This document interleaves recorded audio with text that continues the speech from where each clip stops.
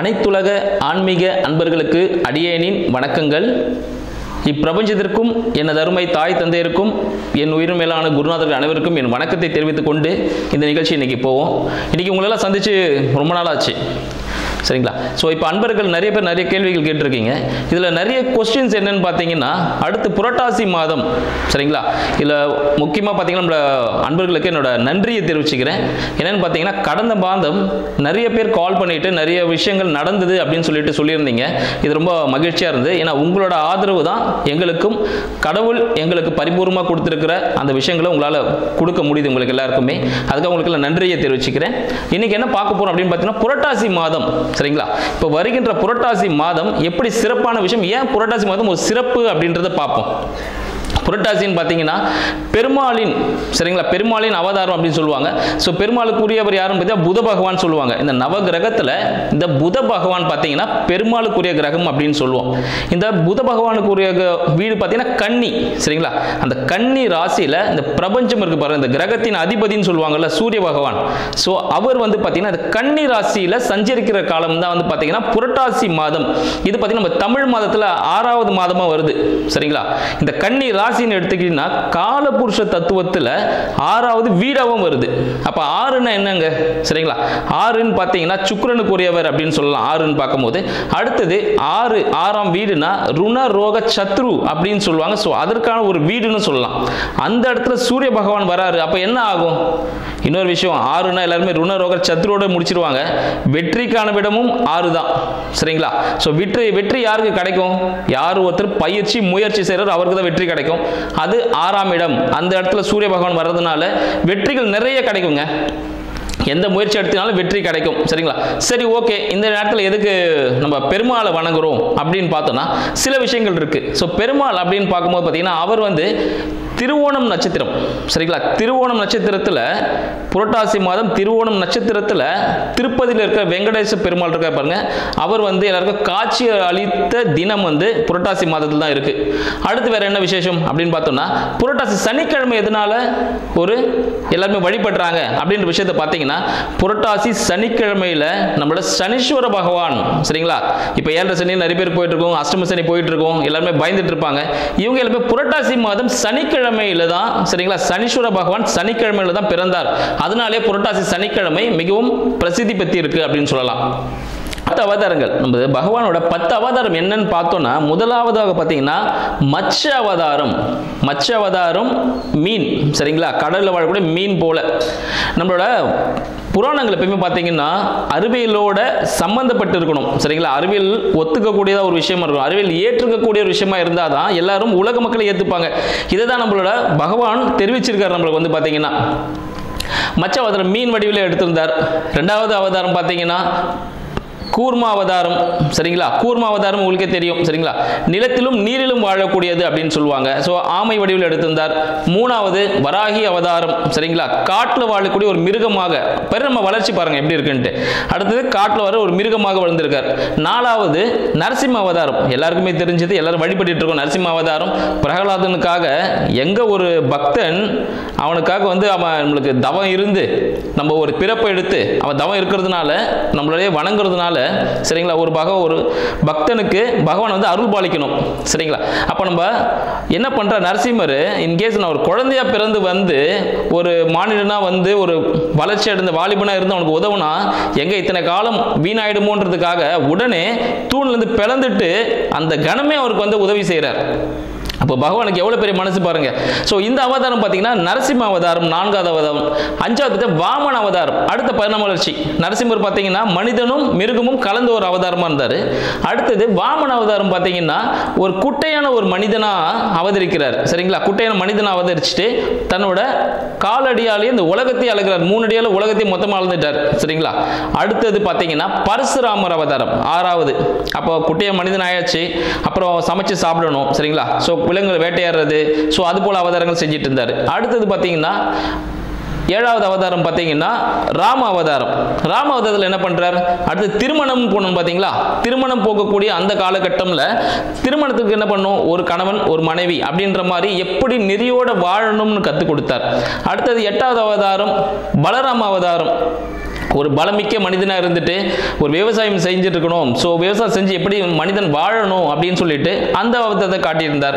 அடுத்து பார்த்தீங்கன்னா 9வது பார்த்தீங்கன்னா கிருஷ்ண அவதாரம். இப்போ எல்லாருமே பார்த்தீங்கன்னா இப்போ 9வது அவதாரத்தை தான் எல்லாம் வணங்கிட்டு இருக்கோம். ஏன்னா இந்த காலகட்டங்களுக்கு அதுதான் தெரிஞ்ச ஒரு விஷயமா இருக்கு. கிருஷ்ண அவதாரம் எல்லாருக்குமே தெரிஞ்ச ஒரு விஷயம். சரியா, கம்சனை தும்சம் செய்யறதுக்காக வந்திருந்தார் அப்படின்னு சொல்லுவோம். 10வது கல்கி அவதாரம் சொல்லுவோம். கல்கி அவதாரம் இன்னும் பிறப்பு எடுக்கல அப்படின்னு சொல்றாங்க. ஏன்னு பார்த்தீங்கன்னா இந்த கல்கி 10வது அவதாரத்தில் இப்போ நம்ம இருக்கோம், இது கலியுகம் சொல்லுவாங்க. சரிங்களா, இந்த கலியுகம்னா என்னன்னு பாத்தீங்கன்னா எல்லாருமே முடியக்கூடிய ஒரு காலகட்டம் அப்படின்னு சொல்லுவோம். எப்பவுமே பகவான் பாத்தீங்கன்னா ஒரு அவதாரம் எடுக்கிறார் அப்படின்னா உடனே நாளைக்கு இன்னைக்கு ஒரு குழந்தை பிறந்துடும், 10 மாசத்துல குழந்தை பிறக்கும் அப்படின்ற கதை இல்லைங்க. சரிங்களா, பகவான் பிறக்கிறான்னு பார்த்தீங்கன்னா 4,32 வருடங்களாகும் ஒரு அவதாரம் எடுக்கணும்னா. சரிங்களா, அப்போ பார்த்தீங்கன்னா 4,32 அவதாரம் அப்படி எடுத்திருக்காருன்னா இன்ட்டு 4 போது அது கிரேதா யுகம்னு சொல்லுவாங்க.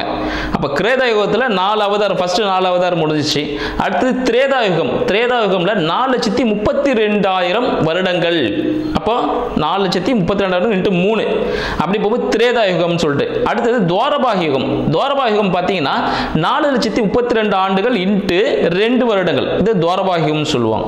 கடைசியா பார்த்தீங்கன்னா கலியுகம் 4,32 ஆண்டுகள். இப்போ நம்ம போயிட்டு இருக்கோம். இப்போ நம்ம 4,32 ஆண்டுகள்ல 5,125வது ஆண்டு தான் இருக்கும். பகவான் எப்போ அவதரிப்பார் தெரியுங்களா? இந்த 4,32 ஆண்டுகளை கடைசியில் இருக்க 27ஆம் ஆண்டு தான் பகவான் அவதரிப்பார். இப்போ நம்ம இந்த காலகட்டத்தில் இருக்கோம், அப்போ பகவான் இன்னும் அவதரிக்க போகிறார் அப்படின்னு சொல்லலாம். சரிங்களா, இப்போ இந்த கலியுகம்ல தான் வந்து நம்ம எல்லாருமே வாழ்ந்துட்டு இருக்கோம் அப்படின்னு சொல்லுவோம். இந்த கலியுக காலத்தில் இப்போ ஏன் பகவான் வந்து பார்த்தீங்கன்னா இந்த புரட்டாசி மாதத்தில் வணங்குறோம் அப்படின்னா, இந்த சூரிய பகவான் பார்த்தீங்கன்னா கன்னி ராசியில் இருக்கும் போது நீர்நிலைகளில் இருக்க கிருமிகள்லாம் வந்து பார்த்தீங்கன்னா கொஞ்சம் மாற்றம் அடையும் அப்படின்னு சொல்லலாம். அதாவது நீர் சுத்தமாகும்னு சொல்லலாம். இதனால நம்ம வீட்லேயே எல்லா பொருட்களும் சமைச்சு சாப்பிடணும். சரிங்களா, இந்த விஷயங்கள். மேலும் இந்த புரட்டாசி மாதத்தில் பார்த்தீங்கன்னா சனீஸ்வர பகவான் இந்த சனிக்கிழமையில நம்ம பெருமாளை வணங்குறதுனால சனீஸ்வரனால் வரக்கூடிய அனைத்து துன்பங்களும் நீங்கக்கூடியது. சரிங்களா, அந்த விஷயங்கள்லாம் இருக்கு. சரிங்க, இந்த புரட்டாசி மாதம் அப்படின்னு பண்ணா நம்ம தழு போடுறது அப்படின்னு சொல்லுவோம். சரிங்களா, பகவானுக்கு படையல் வைக்கிறது. ஏன் இந்த சனிக்கிழமையில தான் பண்றோம்? சனிக்கிழமை ஏன் அந்த 3வது வாரம் தான் பண்றோம் அப்படின்னு சில விஷயங்களும் இருக்கு. ஏன்னா நம்ம ஒரு ஊருக்கு போனோம்னா அந்த பஸ் ஸ்டாம்புக்கு போனால் தான் அந்த பஸ்லேருந்து ஏறி அந்த ஊருக்கு போக முடியும். நம்ம இப்போ கன்னியாகுமரி போகிறதுக்கு நம்ம காஷ்மீரில் போய் உட்காந்துட்டு வேற ஏதோ பஸ் பிடிச்சி பஞ்சாப் வழியாக போயிட்டு எப்படி சுற்றிட்டு போகிறதுக்கும் போகலாம். பட் அதுக்கான காலக்கெடு முடிஞ்சிடும். நம்ம எந்த காரியமாக போகிறோமோ அந்த செயல் முடிஞ்சிடும். அதனால நேரத்துக்கு போகணுன்றதுக்காக இப்போ ஒவ்வொருத்தருக்கும் பார்த்தா முதல் வாரம் அப்படின்னு எடுத்துக்கு பார்த்தீங்கன்னா முதல் வாரம் தேவர்களுக்காக நம்ம பகவான் பார்த்தீங்கன்னா கொடுத்துருக்காரு முதல் வாரத்தில். ஏன்னா ஒரு ஸ்டெப் படி ஸ்டெப்பாக தான் வரணும், சீனியாரிட்டி படியா. ஸோ அப்படி பார்த்தீங்கன்னா முதல் வாரம் தேவர்களுக்காக கொடுத்துருக்கிறார். தேவர்கள் முதல் சனிக்கிழமையில பகவானுக்கு அவர் பிரம்மோற்சவம். சரிங்களா, திருப்பதியில் பார்த்தீங்கன்னா பிரம்மோற்சவம் நடக்கும் இந்த காலகட்டத்தில். இப்போ பார்த்தீங்கன்னா பிரம்மனே வந்து பெருமாளுக்கு உற்சவம் பண்ணி அவரோட விஸ்வரூப தரிசனம் பார்ப்பாராம். சரிங்களா, அதனால பிரம்மோற்சவம் எப்போ நடக்கும் பார்த்தீங்கன்னா முதல் வாரம். சரிங்களா, அப்போ ஸ்டார்ட் ஆகிடும். 2ஆம் வாரம் யாருக்கு அப்படின்னு பார்த்தீங்கன்னா தேவர்களுக்கு. சரிங்களா, அடுத்த கீழே இருக்க தேவர்களுக்கு 2ஆம் வாரம் கொடுத்துருக்காங்க. 3ஆம் வாரம் நம்மளால மனிதர்களுக்காக, 4ஆம் வாரம் நம்மளுக்கு அடுத்த நிலையில் இருக்கிற ஜீவராசிகளுக்காக அப்படின்னு சொல்லுவோம். சரிங்களா, இப்போ இந்த விஷயங்கள்லாம் போயிட்டு இருக்கும்போது என்ன ஆகுது பார்த்தீங்கன்னா இந்த 3வது வாரம் மிக சிறப்பானதாக மனிதர்கள் ஆகிய நம்ம பகவானை வீட்டுக்கு அழைக்கும் போது நிறைய விஷயங்கள் பண்றோம். அந்த காலத்துலலாம் பார்த்தீங்கன்னா அந்த காலத்தில் ஒரு 20 வருஷத்துக்கு முன்னாடி அப்படின்னு பார்த்தோன்னா சின்ன குழந்தைகளுக்கு பகவான் மாதிரி வேஷம் போட்டு கையில் ஒரு பாத்திரத்தை கொடுத்து வீடுகளில் அரிசியை வந்து பிக்ஷையாக வாங்கி, சரிங்களா, அதில் பொங்கல் எல்லாம் செஞ்சு பகவானுக்கு படைச்சிட்டு அந்த ஒரு பழக்கம்லாம் இருந்துச்சு. இப்போ நிறைய விஷயங்கள் எல்லாம் மாறுறதுனால எல்லாருமே அந்த விஷயத்தை மாறிக்கிட்டோம், எல்லாருமே அப்டேட் பண்ணிக்கிட்டோம். பட் இதெல்லாம் வந்து பழங்காலமாக தொடர்றதுனால நம்ம குழந்தைகளுக்கு நம்ம பெரியவங்க மூலியமா அதை சொல்லிக் கொடுக்க வேண்டியது நம்மளோட ஒரு கடமைங்க. இல்லைன்னா நிறைய விஷயங்கள் மறைஞ்சிரும். சரிங்களா, அந்த விஷயங்கள்லாம் இருக்கு. இப்போ 3வது வாரம் நம்ம எல்லாருமே பகவானை தரிசிக்க போறோம். பகவானை ஆக்சுவலி எல்லா வாரமும் நம்ம பகவானை கும்பிடுவோம். பட் 3ஆம் வாரம் செய்யும்போது இன்னும் சிறப்பான விஷயங்கள் நம்மளுக்கு கிடைக்கும். அன்னைக்கு என்னெல்லாம் செய்யலாம்? அன்னைக்கு மறக்காம புளியோதரை, சக்கரை பொங்கல், பால் பாயாசம். சரிங்களா, இது 3ம் முக்கியமான விஷயம். அடுத்து மெதுவடை கண்டிப்பாக செய்யுங்க. அதில் வெங்காயம் சேர்க்கக்கூடாது, ஆனியன் சேர்க்காம நீங்கள் அந்த விஷயத்தை பண்ணுங்க. சரி, எப்போ நீங்கள் பகவானை வணங்கலாம் அப்படின்னு பார்த்தீங்கன்னா 3ஆம் வாரம் சனிக்கிழமை காலையில் 10:50 11:30. சரிங்களா, இல்லை நிறைய பேர் சொல்லுவாங்க, ஐயா நான் வந்து அசதியாக தூங்கிட்டேன், இல்லை எனக்கு நான் வந்து பேஷண்ட்டு வாட் எவர் நான் மெடிசன் போட்டுட்ருக்கேன் அப்படின்னா ஒன்றும் பிரச்சனை இல்லைங்க. ஒரு 12:30 மணிலேருந்து 1:30 மணிக்குள்ளே சரிங்களா பகவானை நீங்கள் வழிபடலாம். பகவானை வழிபட்டு முடிச்சுட்டு சரிங்களா பெரியோர் காலில் விழுந்து ஆசீர்வாதம் வாங்கணும். அதே போல் அங்கே வச்ச பிரசாதம் எல்லாமே பார்த்தீங்கன்னா நம்ம சாப்பிட்டு முடிச்சுட்டு மற்றவங்களுக்கு அதை கொடுத்து அதை காலி பண்ண வேஸ்ட் ஆக்கி குப்பையில் எதுவும் போட வேண்டாம் சரிங்களா. இந்த விஷயத்தை கொஞ்சம் கரெக்டாக ஃபாலோ பண்ணோன்னா நமக்கு நிறைய விஷயங்கள் நடந்திருக்கும். இப்போ நீங்கள் எல்லாமே தெரிஞ்சிட்டு இருப்பீங்க இந்த பகவான் பார்த்தீங்கன்னா எதனால புரட்டாசி மாதத்துக்கு இவ்வளவு சிறப்பு இருக்கு அப்படின்னு சொல்லிட்டு எல்லாருக்கும் தெரிஞ்சிருக்கும். இப்போ உங்களோட ராசி பலன்களை பார்ப்போம். ஒவ்வொருத்தருக்கும் புரட்டாசி மாதம் என்ன விதமான ராசிகளை பலன்களை அளிக்க போகிறது அப்படின்ற விஷயத்தை நம்ம பார்க்கலாம். துலாம் ராசி அன்பர்கள், துலாம் ராசி அன்பர்களுக்கு புரட்டாசி மாதத்தின் பலன்களை பார்க்கலாம். அனைத்து துலாம் ராசி அன்பர்களுக்கும் அடியின் வணக்கம். துலாம் ராசியின் அதிபதியான சுக்கிர பகவான் அவர் எங்க இருக்காரு பார்த்தீங்கன்னா சிம்மத்தில் இருக்கார். இந்த புரட்டாசி மாதத்தில் சிம்மத்தில் இருக்காருன்னா என்ன விஷயம், அவங்க எல்லாமே லாப நோக்கோடு இருக்கக்கூடியவர்கள் அப்படின்னு சொல்லலாம்.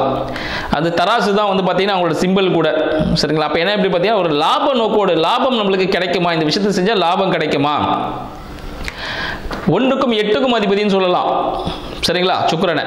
அப்போ ஒரு பிரச்சனையின் மூலமாக லாபம் கிடைக்கக்கூடிய அதிபதி யார் பார்த்தீங்கன்னா துலாம் ராசிக்காரர்கள் சொல்லலாம். கோர்ட்டு கேஸ் வழக்கு, இந்த லாயர் இருக்காங்க பாருங்க, அவங்களாம் பார்த்தா கோர்ட்டு கேஸ் வழக்குலாம் போனால் தான் அவங்களுக்கு ப்ராஃபிட். போலீஸ் ஸ்டேஷன், போலீஸ் டிபார்ட்மெண்ட்டுக்கு போலீஸ் ஸ்டேஷன் போய் ஒர்க் பண்ணாருன்னா தான் அவருக்கு அந்த ப்ராஃபிட்டில் ஒரு சேலரி கிடைக்கும். மருத்துவர்கள் ஒரு ஸ்பெஷலாக ஒரு ஸ்பெஷலிஸ்ட் இருப்பாங்க. நார்மல் மெடிசின்ஸ் வேறு, ஸ்பெஷலிஸ்ட் இருப்பாங்க. அவங்க வந்து கை வச்சாலே அது சக்ஸஸ் ஆகும். அப்போ இந்த அறுவை சிகிச்சையின் மூலமாக ஒரு வருமானம் இல்லையா, ஒரு மறைமுக தொழில், அதாவது ஒரு பிசினஸ் பண்ணிட்டு இருப்பாரு, ஒரு மறைமுக தொழில், ஒரு ஆன்லைன்ல ஒரு தொழில் ஒன்று பண்ணிட்டு இருக்காரு சரிங்களா, ஷேர் மார்க்கெட் இது மாதிரி விஷயங்கள் பண்ணிட்டு இருக்காரு, அதுல ஒரு ப்ராஃபிட் கிடைக்குமானா இந்த மாதத்தில் மிகவும் கிடைக்கக்கூடிய ஒரு அற்புதமான ஒரு விஷயமாக இந்த துலாம் ராசி அன்பர்களுக்கு இந்த புரட்டாசி மாதம் விளங்க போகுது அப்படின்னு சொல்லலாம் சரிங்களா. இந்த துலாம் ராசி அன்பர்களுக்கு என்ன சின்ன விஷயங்கள்னா அந்த ப்ராஃபிட் வரும்போது அதை மறக்காம என்ன செய்யணும் அப்படின்னு சில விஷயங்கள் இருக்கு. அந்த ப்ராஃபிட் அப்படியே உங்ககிட்ட தங்கி இருக்கணும் அப்படின்னா அதை ஒரு மரத்தால் ஆன ஒரு பெட்டி ஒன்று வாங்கிக்கோங்க சரிங்களா. அது தேக்கா இருந்தால் ரொம்ப பெஸ்ட்டு. ஸோ மரத்தாலான பெட்டியில் உங்களோட பணம், செக் புக் எதாக இருந்தாலும் முக்கியமான டாக்குமெண்ட்ஸ்லாம் அதில் வச்சுட்டீங்கன்னா ஒரு சக்ஸஸ்ஃபுல்லாக ஒரு கேரண்டியாக ஒரு சேஃப்டி பாக்ஸாக இருக்கும். அது வந்து நீங்கள் அதை பூட்டுலாம் போடணும் அவசியமே இல்லை, மரப்பெட்டியில் வச்சிங்கன்னா ஒரு சூப்பராக இருக்கும். அந்த பணம் வீண் விரயம் ஆகாது. அப்படி இல்லைன்னா என்ன ஆகும் பார்த்தீங்கன்னா அது விரயமாகக்கூடிய ஒரு அமைப்பாக இருக்கு. 2ஆம் திருமணத்துக்காக வெயிட் பண்ணிட்டு இருக்க துலாம் ராசி அன்பர்களுக்கு இந்த காலகட்டத்தில் பெண் அமைய, கணவன் அமைய வாய்ப்புகள் நிறைய உண்டு. ஆண் பெண் அமைத்துக்கான வாய்ப்புகள் உண்டு. அதுக்கான முயற்சி நீங்கள் செய்யலாம் அப்படின்னு சொல்லலாம். குழந்தை பாக்கியம் சரிங்களா, குழந்தை பாக்கியத்துக்காக இயங்கி கொண்டிருக்கும் துலாம் ராசி அன்பர்களுக்கு மருத்துவ உதவியின் மூலமாக சரிங்களா, மருத்துவரின் உதவியின் மூலமாக உங்களுக்கு அந்த சுப செய்தி உங்கள் காதில் விடுறதுக்கான வாய்ப்புகள் உண்டு. அதாவது மருத்துவ ஆலோசனைகள் மேற்கொள்ளுங்க. குழந்தை பாக்கியம் இந்த மாதத்தில் உங்களுக்கு கிடைக்கும் அப்படின்னே சொல்லலாம் சரிங்களா. அடுத்தது உங்களோட வருமானம், படிப்பு வருமானம்லாம் எப்படி இருக்கும் அப்படின்னு பார்த்தீங்கன்னா உங்கள் நண்பர்களாக உங்களை சார்ந்தே தான் இருப்பாங்க.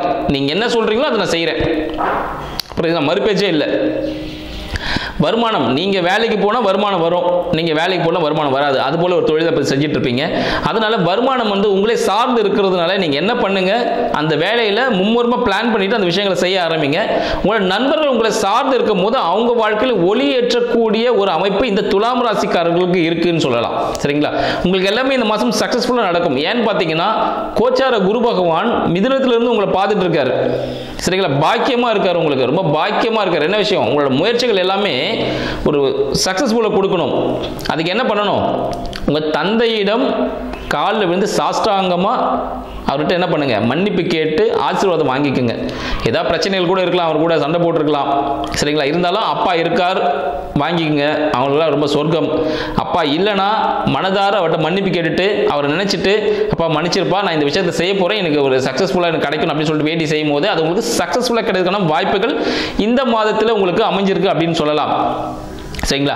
உங்களுக்கு நீங்கள் இந்த மாதத்தில் கவர்மெண்ட் ரிலேட்டடான விஷயங்களில் கொஞ்சம் தலையிட வேண்டாம். ஏதாவது ஒரு டாக்குமெண்ட் நீங்கள் அப்ளை பண்ண போகிறீங்க அப்படின்னாலும் அந்த விஷயத்தை இந்த மாதம் செய்யாதீங்க. அண்ட் கவர்மெண்ட் ரிலேட்டடாக ஏதோ ஒரு அப்ரூவல் வாங்க போகிறனாலும் இந்த மாதத்தில் நீங்கள் செய்ய வேண்டாம்னு சொல்லுவோம். எதனால அது விரயமாகக்கூடிய ஒரு காலகட்டமாக இருக்குது சரிங்களா. நீங்கள் வீட்டிலேருந்து செய்ய போகிறீங்கன்னா அது விரயம் கண்டிப்பாக ஆகும். இல்லை வெளிநாடு வெளி ஊரில் போய் வெளி மாநிலம் போய் பண்ணுறீங்கன்னா ஓகே, டன். நீங்கள் உள்ள டாக்குமெண்டேஷன்ஸ்லாம் ஓகேவா இருக்கும். பட் டபுள் டாக்குமெண்ட் ஏதாவது சொத்து வாங்குறதா இருந்தால் டபுள் டாக்குமெண்ட் ஆகக்கூடிய ஒரு அமைப்பு இருக்கு, சரிங்களா?